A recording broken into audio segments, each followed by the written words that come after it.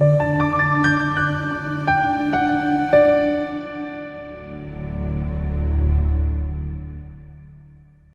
kuyintokozo ukuthi sihlale phansi la nabelaphi bendabuka ikakhulukazi abafana noDokotela uMalala ngoba ababantu abanolwazi olujulile babantu asebamkantshubovu emkhakheni wokwelapha babantu futhi abayinikele ekutheni abalethe ulwazi okuyilona olujulile nolujikile nolusiza umuntu hayi ulwazi nje loku-entertainer ngoba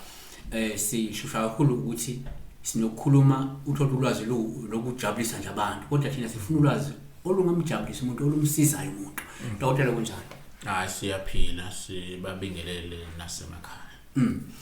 simlanda lapha kwisifundazwe eKwaZulu-Natal eDubane eDurban la ungakwazi ukufika umthole khona manje uyamfuna kodwa ke nasencingweni uyakwazi umthole ufone ukhulume naye usizakale futhi ungafika ngakena kodwa uma ufuna ukufika kuyena ubone mathupha uthi ke akahlala emqashweni kodwa uhlala kuphi ekhaya la uyofika umthole khona ukuthi noma abuni ukholelo ongagculisekile khona ukwazi ukuthi uye kuphi ekhaya angeke ufike uthi hayi wayela so ahamba lo muntu lo cha kunekhaya kunomndeni lahlala khona futhi kunabantu asebenza nabo abamlekelelayo okwathi uma ungakwazi ukuthi umthole uyabathola futhi impendulo uhlezi uyitholile so Dokotela asenze kanje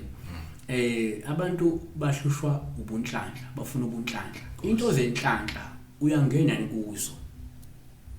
ya kakhulu siyangena khehla umuntu sikhuphula inhlanhla nakuba ke kuhlukene kunezigaba ezihlukene uma sokhuphula umuntu simsusa nje ekuqaleni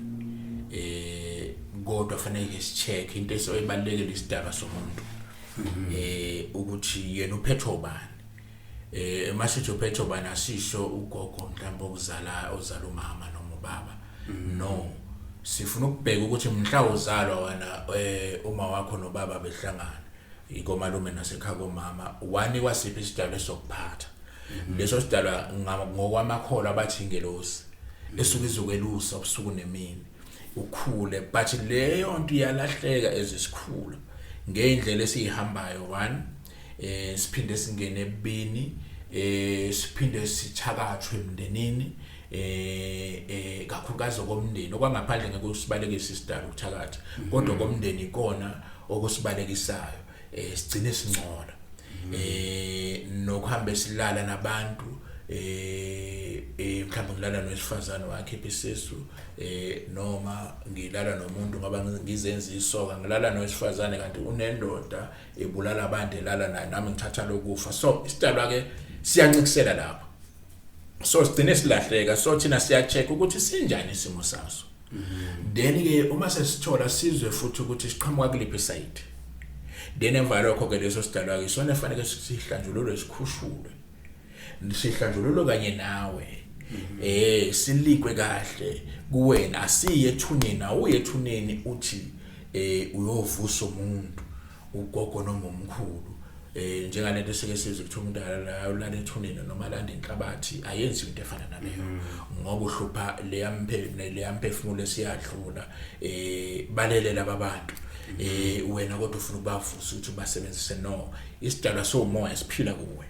isona lesi sesibuyiselayo bese sisiphakamisa sinempandeke ngokuhlukana kwazo khona ekuthiwa impande yesalwazi khona ekuthiwa yekhehla kodwa ke zihlukana zonke ngoba masisangena kunempande esisebenza ngayo mhlawumbe umuntu osebenzayo kodwa uyabona ukuthi no angifuni ukugcina ngisebenza kumlungu ngifuna ukugcina ngene ebusinessini kodwa manje angiphakami engikusebenza ngisebenzela ukuthi nje ngidle ngilale ngivuke ngiyemsebenzini futhi so lokho ke impilo ayiphambili ke ikhona impande ke sike singene ngayo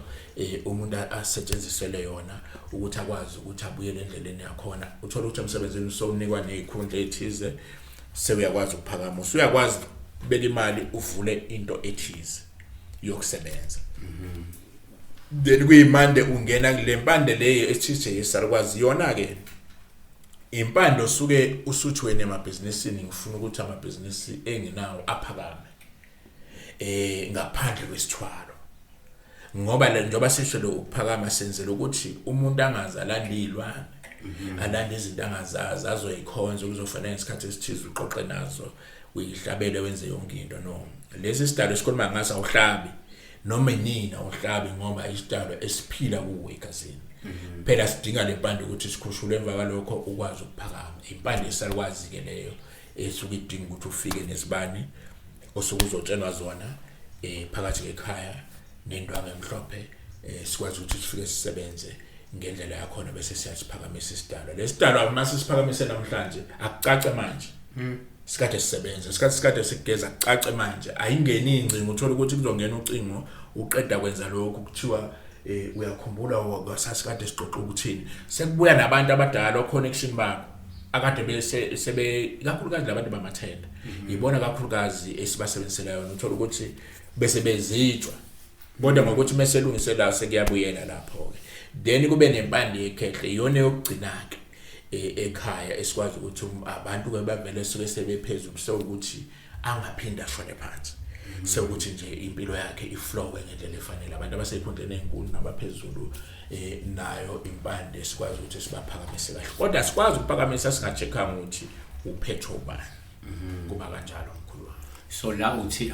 ayikho into ekhonzwayo exoxwa nayo insuku zonke le uma uphakamisa lesi sidalo sesalukwazi noma isidalo lesi sekhehla kodwa nje kwento esuke ilungiswa nje kuyimimoya yakho esuke ilungiswa kahle bese letha lobunhlanhla kupheleliswe ihlanganiswe kahle ibuyele endleleni yakhona leni ke bese kuphakanyiswa ke sinayo ke impande ke sayinikwa eyimfihlo yasekhaya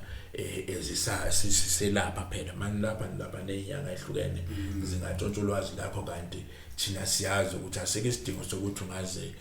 uyolanda izinto ezithize ezizokuqala kusasa ikhona impande sithi 1 2 3 sihlanganise kuphakame kahle bese kuyasetshenzwa kuba kanjalo mkhulu so la kumuntu ophakamisela inhlanhla noma lempande waphamisa ngalempande yesalukwazi noma ngalempande yekhehla kuyenze kuseyandlula ke emhlabeni akukho ubunhlanhla bese buyaphazamiseka mhlophe einganeni phela usezele lo muntu kuthiwa hawu change mangahamba waseshabalala nawo futhi akwenzeki kanjalo akwenzeki khehla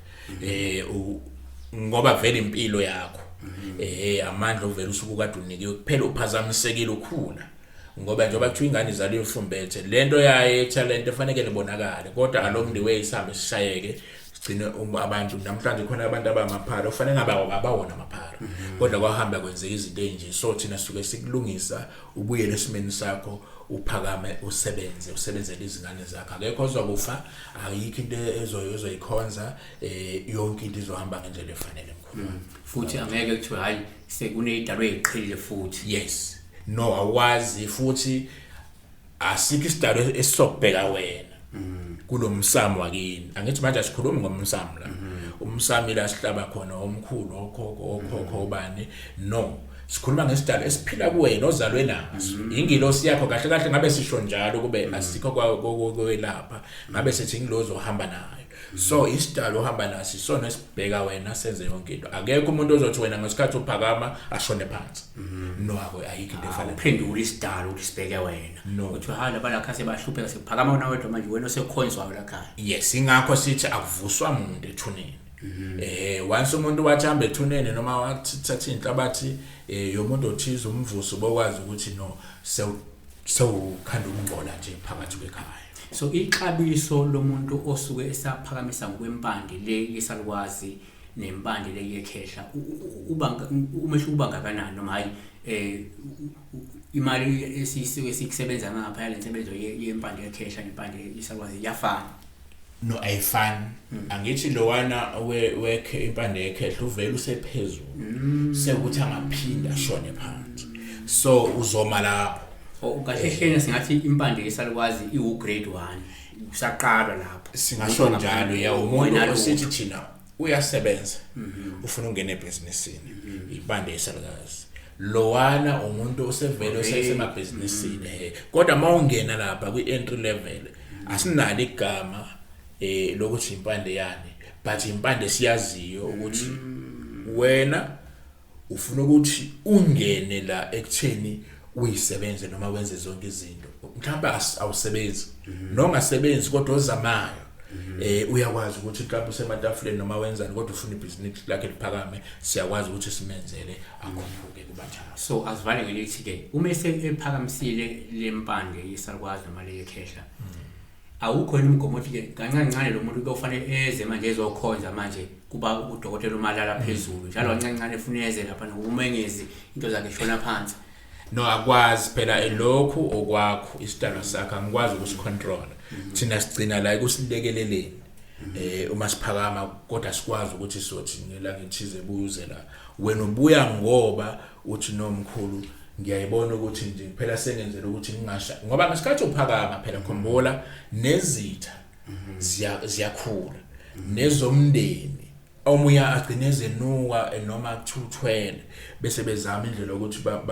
bafuna ukulokhunja ukumhlasela noma benzeni noma bamnqinda amandla ingakho sithi liyampande ekhehla ke yona ngesikhathi uphakama phambi kwabantu bebuka kodwa bengeke bezelutho ilento ekuthiwa uNkulunkulu ndlala itafula phambi kwezetha zakhe into enjalo bani siyabonga umuntu ozamayo uyazama ikhona into yokuphakamisa ubunhlanja bakho emva koloko ngaphinde uqhubeke ukuthi hayi akubhekwe kwisidalo sakho phinde silungisiswe naso ukuthi bangamise sakwazi